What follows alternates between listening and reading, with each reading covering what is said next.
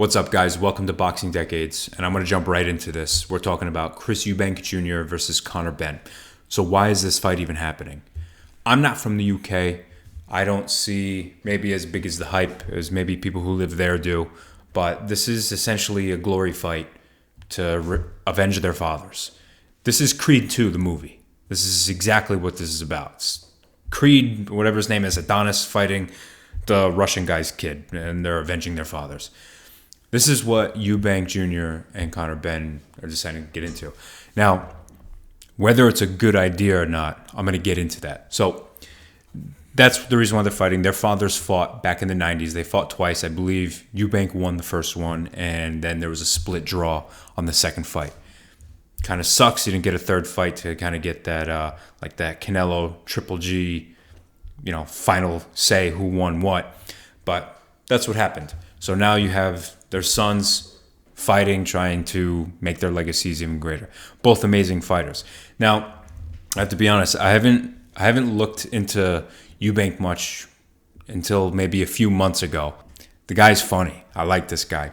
So now let's just go based off of the let's just look at their actual stats here. So I have to look at my notes here. Conor Benn fighting out of the welterweight division, and he's moving up. This fight's at a catchweight, I believe 157. So let's see. Conor Benn, he's 5'8", says he's got a 173 centimeter reach. Who knows what part of that is true? And then we got Eubank Jr., who is 5'11", with 180 centimeter reach.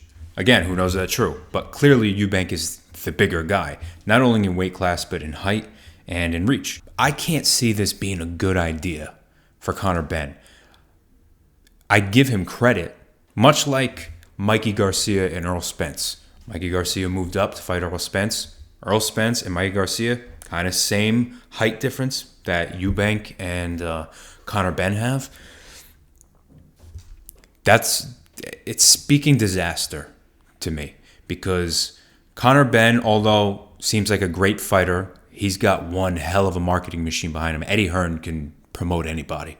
But, I mean, the level of competition that Conor Benn has faced versus the level of competition Eubank has faced, I don't think it compares. I think Eubank has had more challenging fights than Conor Benn. So you have a guy who's bigger, a guy who has a longer reach, and granted, somewhat of an awkward style. He's kind of got that Roy Jones style. I see this being a very challenging fight for Benn. Now, this whole 60% stuff that Eubank is spitting at, I don't believe it. I don't buy it. The guy is going to be training his ass off. You can believe that. 60%, whatever. I hope he sells a lot of shirts. And if you don't know what I'm talking about, you can just Google search Chris Eubank Jr. 60%. He's always talking to these press conferences how he only needs 60% of his effort to actually beat Conor Benn. I don't think that's true. Conor Benn is a good fighter. Eubank's going to put 100% in, and he's not fooling anybody. I think he's just trying to throw Benn a little bit, which I don't think really works. Everybody knows everybody puts work in the gym. Whoever puts the most work in the gym wins the fight.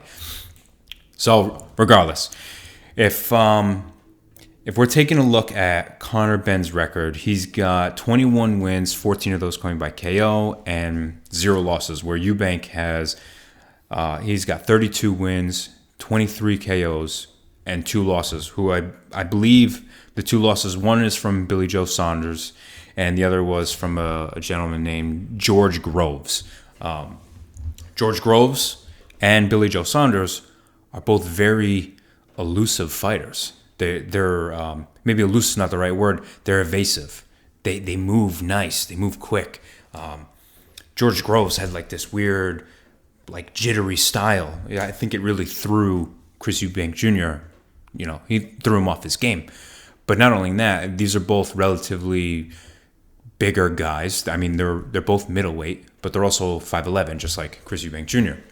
Whereas Conor Benn, he hasn't fought anybody as tall or as big as Chris Eubank Jr. So it leaves me. All right, so let's look at their styles. I know I'm jumping all over the place here, but Conor Benn, he's a heavy hitter. He's a shorter guy at 5'8". he needs to get some of that peekaboo style, because the only way he's going to win is getting in on the inside. You got to come in, got to throw the jabs inside, the power hooks, right? You got to get in on Chris Eubank Jr. That's going to be hard. Chris Eubank Jr. won't let Conor Benn just walk inside. If Conor Benn can pull off a flawless style, which I've seen a little bit of his footage, you can see he's really honing into that peekaboo style, because he's going to need that. You need to get it on the inside. If you're a shorter guy fighting a taller guy, you need to get in on the inside. Vice versa, Chris Eubank Jr., he needs to utilize his jab. I think he's going to be doing that, much like the Mikey Garcia and Errol Spence fight. Errol Spence was keeping Mikey at bay just with that jab and then getting the hits off that he needed to. I predict a similar thing is going to happen here. Again, why Conor Benn is doing this, I mean, I give him a lot of credit, but I don't think he's ready for this fight. I'd rather see Conor Benn fight somebody in the welterweight division, gain some belts, more belts. I believe he's a WBA international champion. I'll add it in here if I'm wrong. But he's a WBA champion. Why not fight Keith Urban? Or even Kell Brook. I know Kell Brook, I think he's lost maybe the last 2 fights that he's been in, but these are guys who have been tested and are good fighters. Fight some of these guys that are in your division, gain the respect within that welterweight division before moving up to middleweight. And especially fighting a guy like Chris Eubank Jr. Chris Eubank Jr. is not a bad fighter. He can fight. That's why it doesn't make sense of why Conor Benn is doing it. Now, Conor Benn he has to gain weight. Chris Eubank has to cut, a few pounds. Granted, I've cut weight before. I know how that feels. It sucks and you're dehydrated. That's going to be hard for Eubank. I still think that Eubank is going to be completely fine as long as his cardio's up, which I've watched his training videos. Seems like he's not going to have a problem.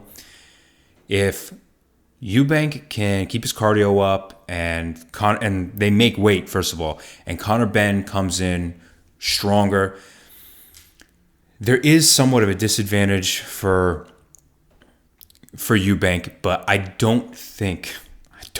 really don't think that the disadvantage is enough for Conor Benn to actually take this fight. I'd be very shocked if Conor Benn wins this fight.